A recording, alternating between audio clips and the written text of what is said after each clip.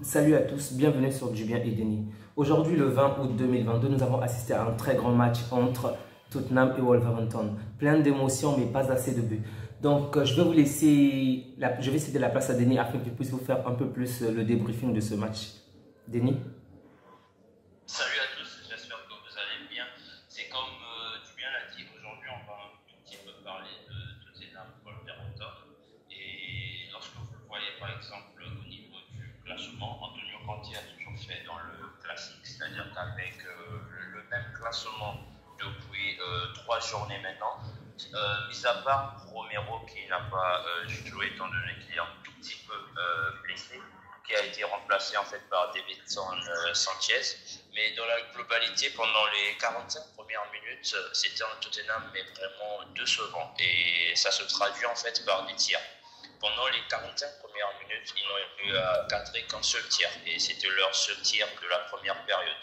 Mais par contre, au retour des vestiaires, avec le discours qu'Antonio Conte a eu à tenir dans le vestiaire, les gars se sont améliorés. Et je crois qu'ils ont fini la deuxième partie avec aux alentours de 10 ou 11 tirs. 11 tirs. En plus de cela, avec 3 barres transversales, ou 2 si je me trompe.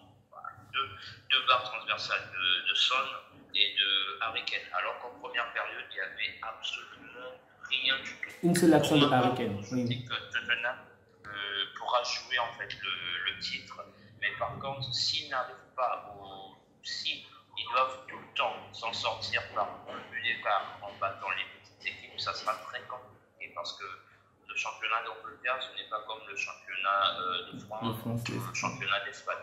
Tu en penses quoi? Oui, je suis totalement d'accord avec toi. En tout cas, je ne m'attendais pas vraiment à ce que le match puisse se terminer ainsi. Je croyais que Tottenham devait même marquer dès le début du match ou avoir un peu de l'avance. Mais au début, Wolverhampton a vraiment pris de l'avance. Du moins, ils étaient en train de menacer. Et la première période était assez bonne. En tout cas, du côté des Wolves, c'était vraiment assez bon. Il y a eu de bonnes choses, de bons mouvements. Mais malheureusement, le but a su faire la différence. Et on a vu de quelle manière Harry Kane pouvait faire du mal à l'équipe adverse lors de la deuxième période. En tout cas, il y a surtout certains joueurs qui, surtout pendant la deuxième période au niveau de Wolverhampton, ça m'a vraiment fait plaisir de revoir notre joueur Traoré. En tout cas, je ne sais pas de ton côté si c'était le cas, mais en tout cas, de mon côté, moi, j'ai vraiment aimé son entrée. Il a apporté quelque chose de nouveau, mais malheureusement, je tiens à lui reprocher la même chose comme au niveau du Barcelone. Il est plutôt du genre à centrer, toujours à écarter le jeu. Comment dire? Ce n'est pas lui qui va apporter ou qui va marquer, tu vois ce que je veux dire? Il écarte toujours le jeu au niveau des ailes et centre pour qu'une autre personne fasse la différence en marquant. Et c'est ce que moi je trouve un peu dommage de son côté. Il a quand même du talent, mais malheureusement, ce n'est pas toujours lui qui marque. Et en tout cas, ça, il doit vraiment l'améliorer. Et en dehors de lui, j'ai aussi aimé pas mal d'autres joueurs comme Guedes. Bon, il a moins brillé en deuxième période, mais en première période, ça va. Et Neves aussi.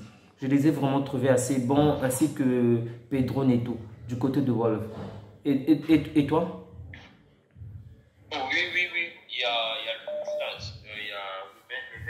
Il a fait un très bon match au milieu de terrain avec Joao Coutinho. Après, pour en revenir à Adama Traoré, je pense que tous on voit c'est quoi son défaut, mais apparemment lui-même, le joueur, il ne sait pas c'est quoi son défaut. Déjà, s'il n'a pas été retenu en fait par le Barça, c'est parce que tout le monde connaît sa façon de jouer. Il ramène du pied gauche, il va le long de la ligne pour centrer. C'est tout ce qu'il sait faire le mec. C'est tout ce qu'il fait pour faire les 80 minutes. Et à un moment donné, si tu le fais deux fois, trois fois, le latéral qui est en face de toi sait maintenant comment défendre. Il suffit simplement d'aller bloquer du côté de la ligne. Il sait que tu te rentreras même pour aller vers la surface. Donc, je crois que le gars, ça c'est son axe d'amélioration. Il reste à savoir est-ce qu'il veut s'améliorer ou est-ce qu'il veut se muscler.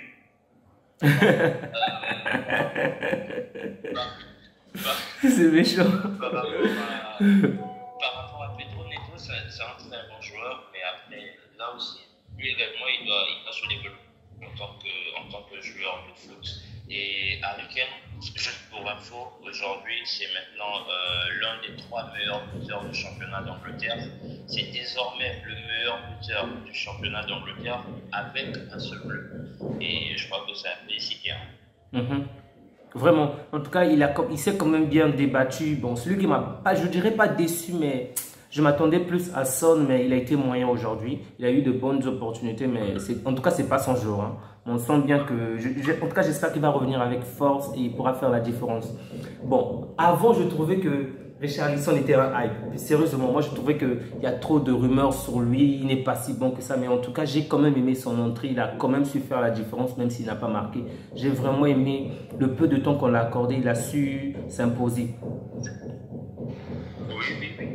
Déjà, Richarlison aujourd'hui, il a fait une bonne entrée. C'est vrai que ça ne sera pas simple pour lui en fait d'être titulaire lorsque tu vois le niveau des trois joueurs devant lui, à savoir Kulusevski, Harry Kane et Hugminson. C'est pas facile, mais bon courage à lui. Hein. De toute façon, de lui-même, je pense qu'il savait qu'en venant à Tottenham, c'était pour être Un remplaçant. En fait, un remplaçant de luxe, si on peut le dire, par rapport à l'effectif, parce que devant, il y a quand même du matos. Bon courage à lui et à Lucas Moura. Mais après, du moment où il a de temps en temps des 20 minutes, 25 minutes, s'il arrive à concrétiser ou à maximiser en fait ce temps de jeu-là, je pense qu'il pourra avoir sa place en élément peut-être de cette série. Ok.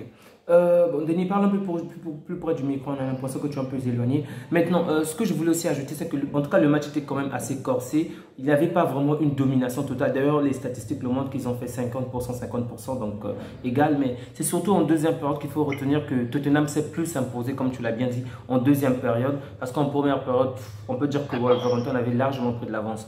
Maintenant, au niveau des joueurs du milieu, je veux dire, Royal Emerson, par exemple. Offensivement, je l'ai trouvé, je dirais, nul ou peut-être même moyen si je ne suis pas méchant. Mais défensivement, je pense que ça va. Il s'est quand même bien débrouillé défensivement. Mais offensivement, je n'ai pas vraiment aimé ses actions. Qu'est-ce que tu penses de lui? Après c'est comme tu dis en fait. On attend quoi d'un latéral? On attend d'un latéral qui puisse défendre et qu'offensivement qui puisse apporter quelque chose. Oui. C'est vrai que tout dépend des entraîneurs tels que Didier Deschamps. Si tu lui poses la question, il va te dire pour lui un latéral, c'est avant toute chose qu'il doit savoir défendre. Ça dépend en fait du style de jeu. Mais par contre, pour Emerson Royal aujourd'hui, Antonio Conte ne l'utilise pas en tant que latéral fixe. C'est carrément un piston. Donc moi je me dis qu'il doit être à la fois bon défensivement et offensivement. Et c'est vrai qu'aujourd'hui il n'a rien apporté offensivement parce que tout le travail offensif a été fait par Kulusevski. Ce n'est pas vraiment ce qu'on attend de lui. Il est là pour apporter. Donc il doit également mettre sa pièce à l'édifice. D'accord, je vois. Mais qu'est-ce que tu penses du 3-4-3? Apparemment, ce système-là vraiment ne cesse, comment dirais-je, la plupart des coachs sont en train de l'employer en ce moment. Parce qu'au début, on se disait un peu avec Paris que peut-être que c'était un peu dangereux de l'utiliser. Mais apparemment, pas mal de coachs sont en train de l'adapter. Hein. C'est quand même efficace, tu ne penses pas? 3 défenseurs, 4 milieux. Moi, je trouve que c'est un peu de l'effet de masse. Maintenant, reste à savoir si par exemple tu as un effectif et que tu te dis que par rapport au profil de mes joueurs, c'est le classement le plus adapté, bah pourquoi pas. Mais le faire juste parce que des grands clubs, parce qu'il y a des clubs en Ligue 1 qui le font aujourd'hui parce qu'ils ont vu peut-être Antonio Conte le faire, être champion avec au niveau du championnat d'Angleterre, également ils essaient de le faire. Mais Antonio Conte, depuis que moi personnellement je l'ai connu, il a toujours joué avec ce classement. Donc pour lui, peu importe l'effectif qu'il a, s'il trouve que le profil ou les profils des joueurs ne correspondent pas, il va en acheter ceux qui correspondent avec sa façon de jouer. C'est pourquoi aujourd'hui il est allé chercher des joueurs comme des Perisic, comme des Richarlison, parce que ce sont des profils de joueurs qui correspondent le mieux à sa façon de jouer. La même chose avec Jürgen Klopp et avec Pep Guardiola. Le système, il est là. Chaque entraîneur a son système fixe. Maintenant, il doit seulement aller chercher le profil de joueur qui va correspondre à sa façon de jouer. Une fois qu'il a ces profils de joueurs-là, il va peut-être adapter 2-3 choses de son classement fétiche par rapport au profil de ses joueurs. Mais après, je me dis, si pour lui, il trouve que c'est un classement équilibré par rapport au jeu qu'il peut produire, pourquoi pas. Donc c'est un bon classement. En passant, un classement n'est jamais fixe. C'est toujours comme un jeu d'échecs. Tu peux prendre celui-là, le ramener à droite, l'autre le prendre, le ramener à gauche. Ok. Totalement d'accord avec toi.